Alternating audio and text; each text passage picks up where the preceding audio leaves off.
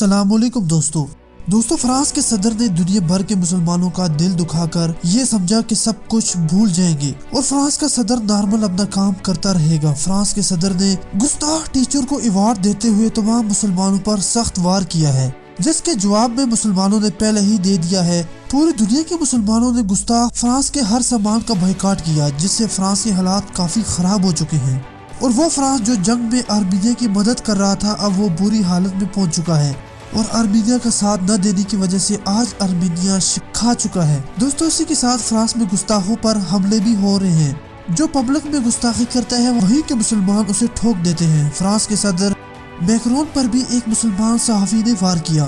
جب فرانس کا صدر میڈیا کے ایک وفد سے کانفرنس کر رہا تھا تو اس وقت صحافیوں میں سے ایک مسلمان اٹھا اور ملعون میکرون کی طرف بڑھا۔ اس نے عربی زبان میں کافی اسے کھری کھری سنا دی۔ جب وہ اس کی طرف لپکا تو اسے پولیس والوں نے پکڑ لیا، لیکن اس واقعے کے بعد میکرون کے ڈر میں خطرناک حد تک اضافہ ہو چکا ہے۔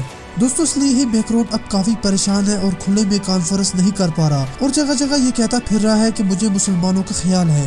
دوستو ویڈیو آپ کو کیسی لگی؟ ویڈیو کو لائک کریں، چینل کو سبسکرائب کرنے کے ساتھ ساتھ گھنٹی پر لازمی کلک کیجئے۔ ہمیں اجازت دیں، اللہ حافظ۔